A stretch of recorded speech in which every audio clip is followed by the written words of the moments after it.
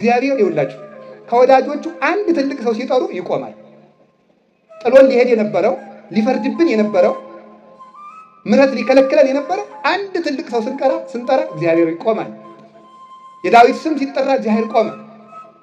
ወዳጁ ነዋ። የአብርሃም የይስሐቅ የያዕቆብ ስም ሲጠራ እግዚአብሔር ይቆማል። እግዚአብሔር እኮ በቅዱሳን ስም ይመካበታል ሁሉ ማለት አሁን አንድ ሰው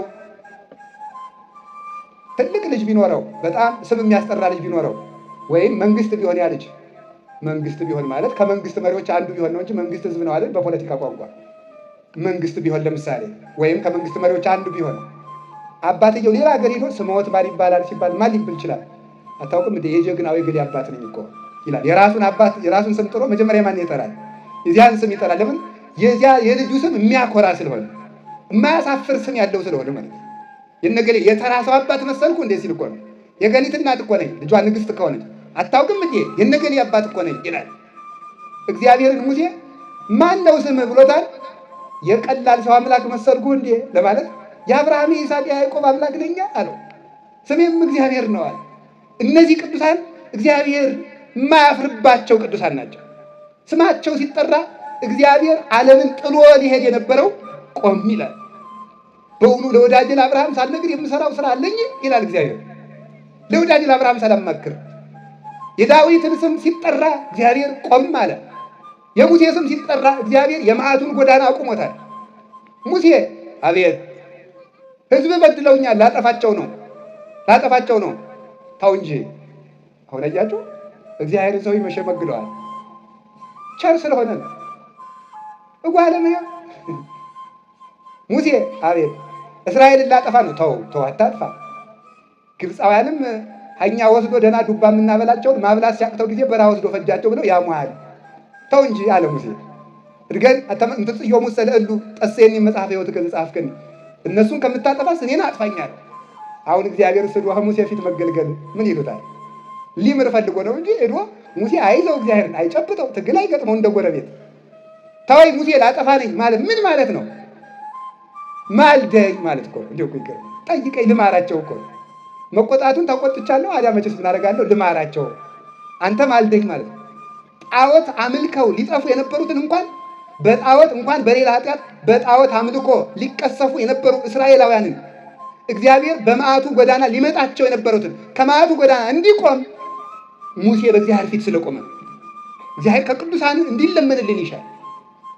እግዚአብሔር የሎጥን ሀገር ሰዶምን ሊቀጣ ሲሄድ ኦሪት ዘፍጥረት ምዕራፍ 18 እንድትመለከቱት ሲሄድ አብርሃምን አማክሮታል። ቆም ብሎ መቼስ ለአንተ አልሸሽግም ሰዶምን ላጠፋ እየሄድኩ ነው ብሎታል። ሊሄድ ነው ብሎታል። አዲያ 50 ሰው ቢገኛት እምራለሁ፣ 40 ቢገኝ እምራለሁ፣ 30 ቢገኝ እምራለሁ፣ 10 ቢገኝ እምራለሁ። ኋላ 5 ጠፋ። ኋላ እግዚአብሔር ሄዶ አጠፋ ማለት ነው። ስለዚህ እግዚአብሔር በቅዱሳን ስም ይቆማል። ከቃሉ ጋር ናችሁ። እግዚአብሔር ከሁላችን ጋር ይሆን። አሁን እነዚህ ሰዎችም እግዚአብሔር ጥሏቸው እንዳይሄድ አንድ ትልቅ ሰው ጠርተዋል። ማን ይባላል? ዳዊት አትሉም እንዴ? ዳዊት በሉ እንጂ ድገሙ፣ እንደገና ድገሙ። ጌታችን ኢየሱስ ክርስቶስ ዳዊት የዳዊት ልጅ ሆይ ሲሉት ቆመ። ጌታ ማን? መድኃኒዓለም ኢየሱስ ክርስቶስ። ሁላችንም እግዚአብሔር ጥሎን እንዳይሄድ ዳዊት ልንደግም ይገባል። የዳዊትን ስም ለመሆኑ የዳዊት ስም ሲጠራ እግዚአብሔር ለምን ይቆማል? ዳዊት ፍጹም ደግ ነበረ። ክርስቶስ ለምን የዳዊት ልጅ ይባላል? ቅዱስ ዳዊት ፍጹም ሃይማኖተኛ፣ ፍጹም ደግ፣ ፍጹም ታማኝ፣ ፍጹም የፍቅር ሰው። ዳዊት ማለት ሰላማዊ ሰው ማለት ነው። ሰላማዊ ሰው። ስለዚህ ክርስቶስ የዳዊት ልጅ ስለምን ይባላል? ክርስቶስ የዳዊት ልጅ የሚባለው ለምንድን ነው? ስለ ቅዱስ ዳዊት እንገራችሁ። ቅዱስ ዳዊት ከእሴይ የተወለደ ብላቴና በግ በመጠበቅ የታመነ ሰው ነበረ። ትንሽ ልጅ በግ በመጠበቅ የታመነ እንደው እግዚአብሔርም ዝም ብሎ እየሄደ እረኛ ይመርጣል። ይገርመኛል። ሙሴ በግረኛ ነበር። ቅዱስ ዳዊትም በግረኛ ነው። አብርሃም ራሱ በግ ጠባቂ ነው። ያዕቆብ በግ ጠባቂ ነው። ዮሴፍ ራሱ በግ ጠባቂ ነው። እግዚአብሔር እንደው እረኛ የሚወደው ለምን ይመስላችኋል? እየሄደ ዝም ብሎ በግረኛ ይመርጣል። ሰነፍ አይመረጥም። አያችሁ፣ ስራ ፈት አይመረጥም። አሁን ሰምታችሁ ታውቃላችሁ። ብዙ እንደው አይባል እንደው እንጂ አንዳንድ እንደው በቃ ቤተክርስቲያን የሚሳደቡ እንደዚህ ያሉ ሰዎች ምንድን ናቸው መሰላችሁ? ፓስተሮች ማለት ነው። እና እነሱ ምንድን ነው የሚሉት? እንዴት ያለ ነበርኩ? ሰነፍ ነበርኩ፣ ሆዳም ነበርኩ፣ እንዲህ ያለው ነበር። ኋላሳ ኢየሱስ ጠራኝ ይላል። ዝም ብሎ ትሕትና መስሎሃል?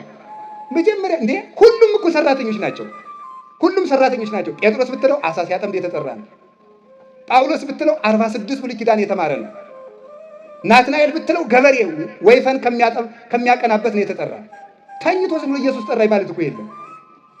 ከስራ ነው የጠራቸው። ኤልሳን የጠራው ከገበሬነት ነው። አብርሃምን የጠራው ንግድ ከሄደበት ነው። ሙሴን የጠራው በግ ከሚጠብቅበት ነው። ዳዊትን የጠራው በግ ከሚጠብቅበት ነው። ያ ማን ነው? ማቴዎስን የጠራው የተዋጣለት የመንግስት ሰራተኛ ነው። ከዚያ ነው የጠራው ማለት ግብር ሰብሳቢ ነው። አካውንታንት ማለት ነው አይደል? እንደዚያ ነበረ። ቀራጭ ማለት ግብር ሰብሳቢ ነው። ማን? ማቴዎስን የጠራው ከስራ፣ ዮሐንስን የጠራው ከስራ፣ ያዕቆብን የጠራው ከስራ፣ እንድርያስን የጠራው ከስራ። ሁሉም ከስራ ይጠራል። ስራ ፈት የተንኮል ማደሪያ ነው። ደግሞ እግዚአብሔር እረኛ ለምን እንደሚወድ ነገራችሁ ነው። እንግዲህ ከዛ ቅዱስ ዳዊት የእሴይ ልጅ ነው። ይህ ሕፃን የአባቶቹን በግ በታማኝነት የሚጠብቅ ነበረ። አንበሳ ሲመጣ በጡጫ የሚመታ በጎቹን ታምኖ የሚጠብቅ ነበር። ማን? ቅዱስ ዳዊት። ስለዚህ በግ ከሚጠብቅበት እግዚአብሔር ሳኦል የሚባለው ንጉሥ እግዚአብሔርን ስላስከፋ ለእስራኤል ሌላ የተሻለ ንጉሥ ሊመርጥላቸው ወደደ። ያም የእሴይ ልጅ ቅዱስ ዳዊት ነው። እና ይሄ ቅዱስ ዳዊት በግ በሚጠብቅበት ጊዜ ኃያል ስራዎችን ሰርቷል። ሳሙኤልን ሂድና ምረጥ አለው።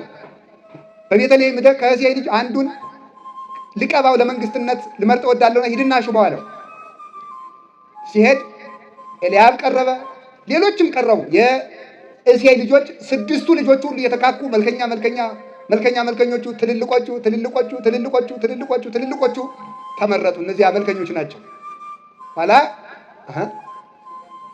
አለቁ። እነዚያ ሁሉ ሲመጣ ቀርነቅቡ አይፈላም። እነዚህ ሁሉ ሲመጡ ቀርነቅቡ አይፈላም። እነዚህ ሁሉ ሲመጣ ቀርነቅቡ አይፈላም። ምን ይደረግ? አይ ልጆች አለቁ እንዴ? አዎ። ከቁጥር አውጥቶት ማለት ነው። እንዲሁ አልቀዋል? አዎ አልቀዋል። ምንም የለም። አንድ አለ እንዲሁ በግ ጠባቂ አለ። በግ ጠባቂ እስኪ አምጣው ተባለ። ቅዱስ ዳዊት በልጅነቱ በግ ከሚጠብቅበት እየሮጠ ሲመጣ ገና 40 ክንድ ሲቀረው ሀብተ መንፈስ ቅዱስ የነበረበት ያደረበት በኃይለ መንፈስ ቅዱስ የጎለመሰ ነበርና እሱ ሲመጣ ነገስታቱ ተቀብተው የሚነግሱበት የተቀመመው መንፈሳዊ ቅባት ፈልቶ ብልቃጡን በሙሉ ገልብጦ ፈላ ይላል። ራሱ ከፍቶ ሳሙኤል ሳይከፍተው ማለት ነው። ከዚያ በኋላ ቅዱስ ዳዊትን ምንድን ያለ እግዚአብሔር ሰብ ይሬይ ገጸ ወእግዚአብሔር ይፈትን ልበ ወኩልያተ፣ ሰው ፊትን ያያል፣ እግዚአብሔር ልብን ያያል። ቅዱስ ዳዊት ቅን ስለነበረ በቅንነቱ ቀርነፍ ቅምን አፈላ። ከዚያ በኋላ ቀባው። 7 ሀብታትም አደረበት። ሀብተ መዊ ነበረው፣ ሀብተ ፈውስ ነበረው፣ ሀብተ መንግስት ነበረው፣ ሀብተ ክህነት ነበረው፣ ሀብተ በገና ነበረው። ቅዱስ ዳዊት የማሸነፍ ኃይልም ነበረው። ኃያላኑ በተሰለፉበት ጦር በተደረደረበት ዳዊት መጣ ሲባል እንደ እምቦይ ናድ ይል ነበረ። የጦሩ ሁሉ ሰራዊቱ ሁሉ ማለት ገና ስሙ ሲጠራ ዳዊት መጣ ሲባል ይፈራ ነበር። የጠላቶቹ ግርማ በሙሉ ፍርስርሱ ይወጣ ነበረ። የማሸነፍ ኃይል ተሰጥቶት ማለት ነው። በጡጫ እንዲያውም በቡጢ እኮ ነው። በቡጢ አንበሳ ይገላል። ማን? ቅዱስ ዳዊት ነው። ይህ ኃይል ተሰጥቶት ነበረ። በጎቹን ታምኖ የሚጠብቅ ታማኝ እረኛ ስለነበረ ቅዱስ ዳዊት። እንዲያውም አንድ ጊዜ እንደምታውቁት ጎልያድ የሚባል ሰው ፍልስጤማውያንና እስራኤላውያን ገጥመው ሳለ ፍልስጤማውያን በዚያ ማዶ፣ እስራኤላውያን በዚህ ማዶ ተዋውነው ዝም ብለው ይጠባበቃሉ። ማን ይግጠም? ጎልያድ ቁመቱ 6 ክንድ ነው። ብረት የለበሰ ነው። እንግዲህ እስከ መቼ ድረስ እንጠባበቃለን? ከእናንተም አንድ ሰው ከኛም አንድ ሰው ምረጡና እንጋጠምና ይለይልን ይላቸዋል። እንዲህ ሲላቸው ማን ይምጣ? ለሹመት የታጩት የዳዊት ወንድሞች ሁሉ አልሆነላቸውም። ከዚያ በኋላ ቅዱስ ዳዊት እስቲ ስንቅ አቀብል ብሎ ሰደደው። አባቱና ለወንድሞቹ ስንቅ ያቀብል ሂዶ ሲኩራራ አየው። ይህንን ያልተገዘረ የውሻ ሬሳ ሳይመሰለ እኔ ገለዋለሁ በወንጭፍ አለ። ትንሽ ልጅ ነው። ከዚያ በኋላ አይ ታላላቅ ወንድሞቹ አንተ ዝም በል አሉት። በአንድ በኩል ታላቅ ወንድም አባት ነውና እረፍ ብለው ለመምከር ነው። በአንድ በኩል ግን የተሰወረ ቅናት ነው ይላሉ ሊቃውንት። እኛ ትልልቆቹ ያልገደልነውን እሱ ገደልኩ ብሎ ሊሸለም ነው ወይ ብለው ቀንተውበት ማለት ነው። እኔ ገለዋለሁ አለ። ለንጉሥ ነገሩለት፣ ለሳኦል። ንጉሥ ይሄንን ሰው ለሚገድል ምን ይሰጠዋል? ልጁን ያጋባዋል፣ ይሾመዋል። ንገሩልኝ። ትንሽ ልጅ እኮ ነው። የ12 ዓመት ልጅ ሄደ። አንተ ነህ የዳዊትን የጎልያድን የምትገለው አለው። ንጉሥ በእግዚአብሔር ኃይል ነው በእኔ አይደለም አለ። በሉ የአርበኛ ልብስ አልብሱት፣ ጋሻ ጦር አስታጥቁት፣ ዘገር ይነቅንቅ፣ ጋሻ ይታጠቅ፣ ይመክት፣ ይሂድ አላቸው። አስታጠቁት። በዚያ ሰይፍ እንኳን ወርውሮ ሊመታ ተሸክሞ መሄዱ ደከመው። ትንሽ ልጅ ስለሆነ ማለት ነው። ከዚያ በኋላ ምን አደረገ? አይ ኢለመድኩ በዝንቱ፣ እኔ እንዲህ ያለ ነገር አልለመድኩም። እኔ የለመድኩ ወንጭፍ ነው። ወዲያ ጣሌን አውርዳ ነው። አውርዶ ጣለላቸው። አውርዶ ጣልና ወንጭፉን ይዞና ያችን በግ የሚጠብቅባትን በትሩን ይዞ ሄደ። ጎልያድ ሲያየው እኔ ውሻ ነኝ በትርና ወንጭፍ ይዘህ የምትመጣ አለው። ኧረ ውሻ ይሻላል። ውሻስ እንጀራ የጣለለትን ያውቃል። አንተ ፈጣሪን የማታውቅ አለ። እና ስጋህን ለሰማይ አዕዋፍ ለምድር አራዊት ቆራርጬ እሰጠዋለሁ አለ ጎልያድ። መቼም የማይሆንለት ሰው መደንፋት ልማዱ ነው። እሰጠዋለሁ እና አለው። አንተ በጦርና በጋሻ ትመጣለህ፣ እኔ ግን አንተ በምትገዳደረው በእስራኤል አምላክ ስም እመጣብሃለሁ አለ። ያን ጊዜ ወንጭፍ ካኮፋዳው ከያዛቸው ከዮርዳኖስ 3 ድንጋዮች ልቅም አድርጎ ነበር። 5ም ይላሉ ሊቃውንቱ። አንዷን በወንጭፍ አድርጎ ከተባለ ምን አደረገ? ወንጭፍ አድርጎ ሲወረውራት ብረት ለብሶ ነበረ። የጎልያድን እዚህ የለበሰውን የብረት ግንባሩ ላይ የደፋውን የብረት ዘውድ ቅዱስ ሚካኤል ብድግ ሲያደርግለት የዳዊት ጠጠር ሄደች እንዳ ከጎልያድ ግንባር ምን አለች? እንደዚህ አለች ማለት ነው። እንደዚህ አለች ከግንባሩ ላይ ማለት ነው። እዚህ በኋላ ቅዱስ ዳዊት ዘመረ ማለት ነው። ንዑሳነ ማኅዌ ወሬዛ በቤተ አቡዬ ወሪ አባጋ አቡዬ። ተመልከቱ። ወነሳኒ እማባጋ አቡዬ፣ የአባቶችን በግ ከምጠብቅበት ከወንድሞቼ ታናሽ የነበርኩትን እኔ አነሳኝ እግዚአብሔር። መኑ ነገሩ ለጊዜ ለፈጣሪ ማን ነገረው? ዳዊትን ምረጠው ለዳዊት ኃይል ሰጠው ብሎ ማን ነገረው? ማን ይነግረዋል? ውጡ። ተመልከቱ። እግዚአብሔር ውጡ ሰማኒ፣ ራሱ እግዚአብሔር ሰማኝ እንጂ ፈነወ መላኮ ወአድኀነኒ፣ መላኩን ልኮ ከጎልያድ እጅ አዳነኝ።